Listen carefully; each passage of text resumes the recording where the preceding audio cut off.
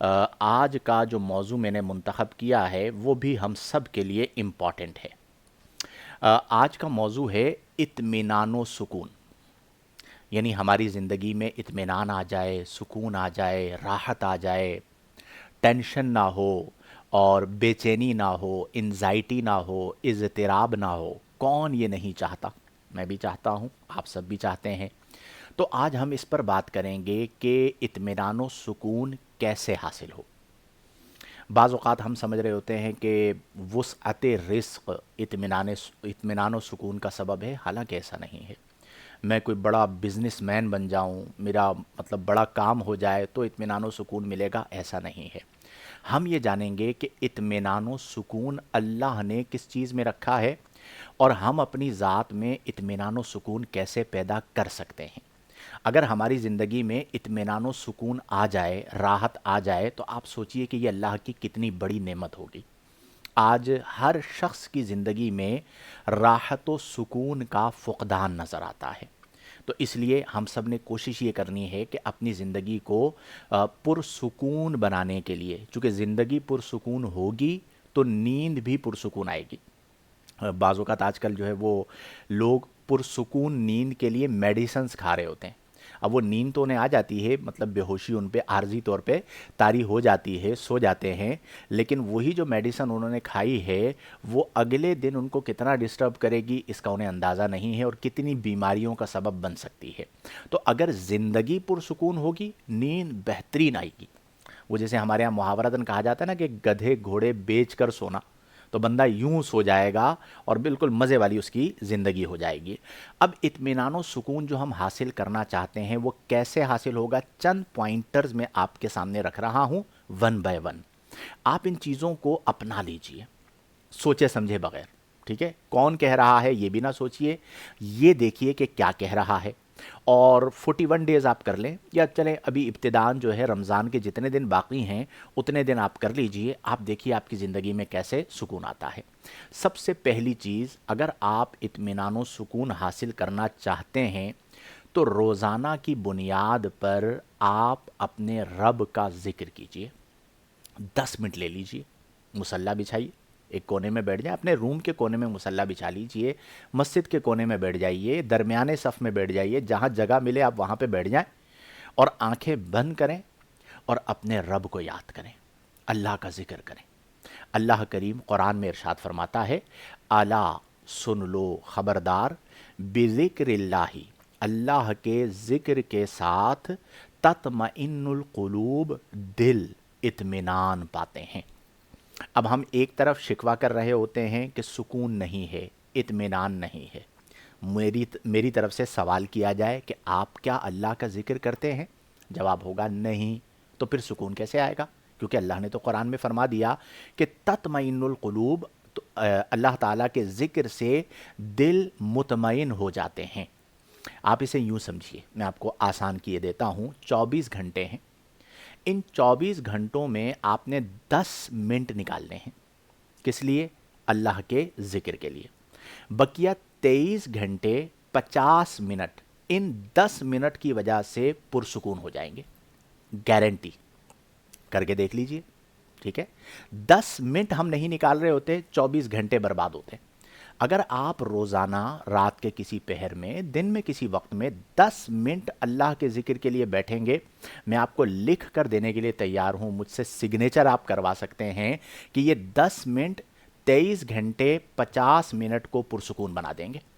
تو پہلے نمبر پر اگر آپ سکون حاصل کرنا چاہتے ہیں تو اللہ تبارک و تعالی کا ذکر کریں۔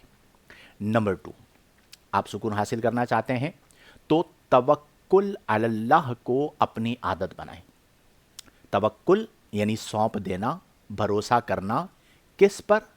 علی اللہ، اللہ پر۔ آپ کی امید کسی بندے سے وابستہ نہ ہو، آپ کسی بندے پر بھروسہ نہ کریں، آپ بھروسہ کریں اپنے رب کی ذات پر۔ توکل جو ہے نا، اس کا تعلق ہے یہاں سے، قلب سے، دل سے۔ دل میں جب بھروسہ ہوگا میرے رب کی ذات میرے ساتھ ہے اور میرا بھروسہ میرے رب پر ہے، آپ یقین کیجئے کہ طوفان بھی ہوگا آپ مطمئن ہوں گے، پہاڑ آپ کے اوپر گر رہا ہوگا آپ مطمئن ہوں گے، کیونکہ آپ کا بھروسہ کس پر ہے؟ اللہ تعالیٰ کی ذات پر۔ اور یہ بات اللہ نے قرآن کریم فرقان حمید میں ارشاد فرمائی کہ وَمَن يَتَوَكَّلْ عَلَى اللَّهِ، جو اللہ پر توکل کرتا ہے، بھروسہ کرتا ہے، فَهُوَ حَسْبُهُ، اللہ تعالیٰ اسے کافی ہوتا ہے۔ توکل کا معنی کیا ہوتا ہے؟ سونپ دینا۔ وکیل ہوتا ہے نا، وکیل، تو وکیل کو ہم وکیل کیوں کہتے ہیں؟ کہ ہم اپنا کیس اس کو سونپ دیتے ہیں، اس کو سپرد کر دیتے ہیں۔ تو توکل علی اللہ کا مطلب کیا ہے؟ اللہ پر بھروسہ کرنا، یعنی اپنے معاملات اللہ کے سپرد کر دینا۔ اب جس کے دل کی یہ کیفیت ہو کہ وہ بندوں پر بھروسہ نہ کرے، اللہ پر بھروسہ کرے، تو اس کو کس قدر اطمینان اور سکون ملے گا۔ تو نمبر 1، 10 منٹ اللہ کا ذکر کرے روزانہ۔ نمبر 2، کسی پر بھروسہ نہیں کرنا، اپنے رب کی ذات پر بھروسہ کرنا ہے۔ آپ میں ٹھہراؤ آ جائے گا، اطمینان آ جائے گا، راحت آ جائے گی اور سکون آ جائے گا۔ تیسری چیز جو آپ کو مطمئن القلب بنائے گی وہ ہے صبر اور شکر۔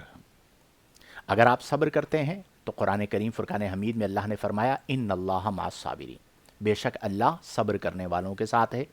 اگر آپ شکر کرتے ہیں تو اللہ کریم نے فرمایا لَإِن شَكَرْتُمْ لَأَزِيدَنَّكُمْ، اگر تم شکر کرو گے تو میں تمہاری نعمتوں میں ضرور اضافہ فرماؤں گا۔ اب زندگی میں 2 ہی چیزیں ہیں نا، آج ہم نے مثال کے طور پر کل ہم نے صبح کرنی ہے بروز جمعرات، تو یا تو کل ہمیں کامیابی ملے گی یا ناکامی ملے گی، تیسرا تو کوئی آپشن ہی نہیں ہے۔ ہم کوئی بھی کام کرتے ہیں اس کام میں یا کامیاب ہوں گے یا ناکام ہوں گے۔ اب اگر آپ کامیاب ہو گئے تو شکر کریں، اطمینان میں رہیں گے، ناکام ہو گئے تو صبر کریں، اطمینان میں رہیں گے۔ کوئی آپ کی تعریف کرے تو شکر کریں کہ کسی بندے کی زبان پر اللہ نے میرے لیے اچھے کلمات کو جاری فرما دیا، اطمینان میں رہیں گے۔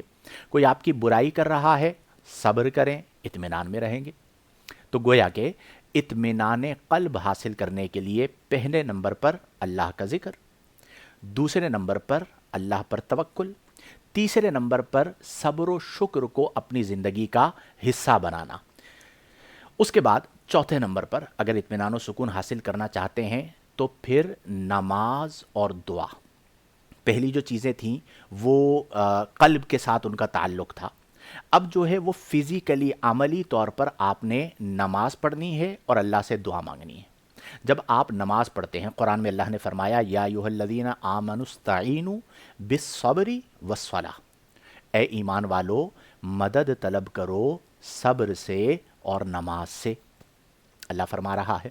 اب اگر ہم نے اپنی زندگی میں پابندی سے نماز پڑھنے کی عادت ڈال لی اور نماز کے بعد توجہ کے ساتھ اپنے رب سے دعا کی کہ مولا تو مجھ پر اپنا فضل فرما، مولا کریم تو مجھے اپنی ذات کے سوا کسی کا محتاج نہ فرما، مولا کریم مجھے آزمائشوں اور مصیبتوں سے محفوظ فرما، آپ کے دل پر اطمینان اترے گا۔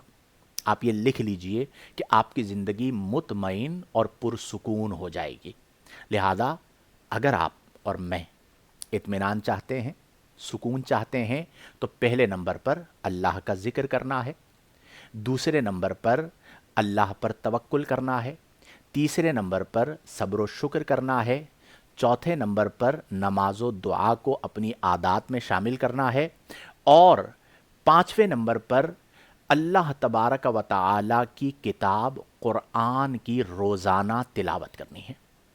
اگر یہ 5 کام آپ کر لیتے ہیں تو آپ لکھ لیجئے، چونکہ کلام الہی ہے، اس کلام کو پڑھنا آپ کے قلب کے لیے اطمینان، راحت اور سکون کا باعث بنتا ہے۔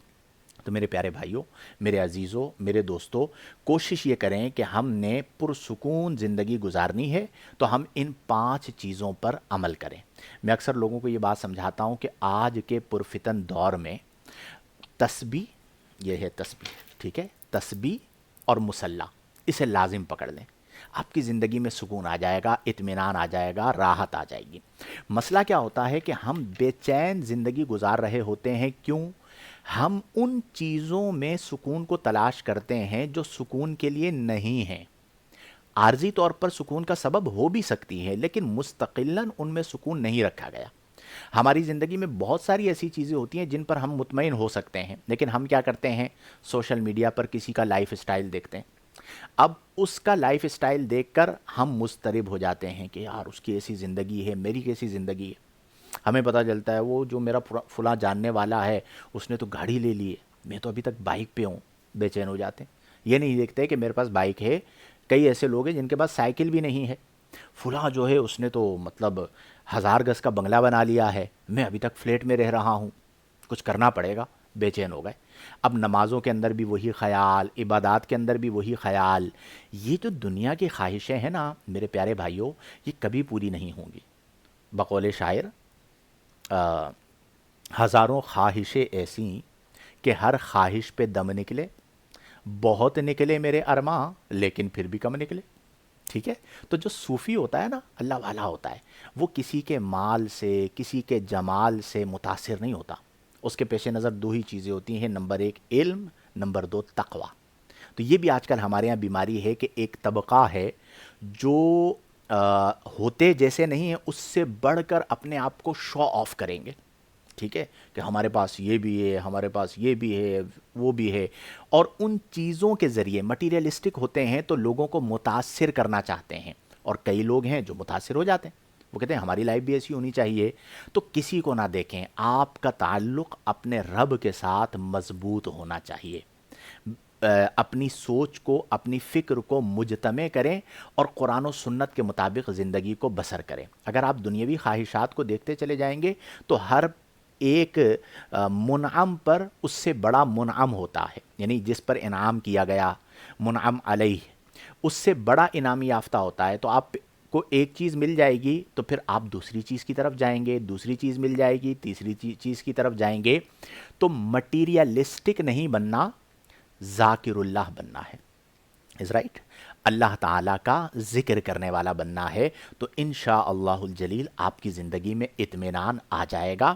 آپ کا جو فوکس ہے وہ اللہ کا ذکر ہونا چاہیے، نماز و دعا ہونی چاہیے، اللہ پر توکل ہونا چاہیے، اور تلاوت قرآن ہونی چاہیے۔ انشاءاللہ الجلیل زندگی پرسکون ہو جائے گی۔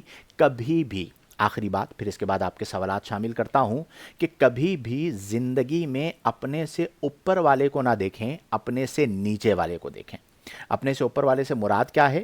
کہ جو آپ سے زیادہ مطلب سیٹلڈ ہے، آپ سے زیادہ جس کے پاس مال و دولت ہے، آپ سے زیادہ جس کے پاس نعمتیں ہیں، آپ اس کو مت دیکھیے، آپ اسے دیکھیے جو آپ سے نیچے ہے۔ تو انشاءاللہ الجلیل آپ کی زندگی میں اطمینان اور راحت رہے گی۔ آپ کسی کی وجہ سے اپنی جھونپڑی میں بے چین نہیں ہوں گے۔ میں امید کرتا ہوں کہ آپ سب ان تمام چیزوں پر عمل کریں گے اور دعا کیا کیجئے۔ میں بھی دعا کروں گا، آپ بھی دعا کریں کہ مولا تو ہمیں اطمینان والی زندگی عطا فرما۔ آپ دیکھیں اولیاء کرام رحمہم اللہ کی کیا زندگی ہوا کرتی تھی، کہ اس زمانے کے جو بادشاہ ہوتے تھے وہ محلات میں ہوتے تھے، اور یہ اللہ والے فٹ پاتھ پر یا جھونپڑی میں رہتے تھے۔ وہ محلات میں ہو کر غیر مطمئن اور بے چین ہوتے تھے، یہ فٹ پاتھ پر اور جھونپڑی میں رہتے ہوئے مطمئن اور چین میں ہوتے تھے۔ تو اس لیے بنگلوں کی طلب نہ کریں، ٹھیک ہے؟ اللہ تعالیٰ اگر رزق حلال سے عطا فرما دے بہت اچھی بات ہے، لیکن اس سے دل نہ لگائیں۔ دنیا ہمارے لیے ہے لیکن ہم دنیا کے لیے نہیں ہیں، ہم اللہ کے لیے۔ تو جب ہم اللہ کے لیے ہیں تو اللہ کے لیے ہو جائیں، سکون مل جائے گا اور راحت مل جائے گی۔ اللہ تعالیٰ ہم سب کو توفیق عمل عطا فرمائے۔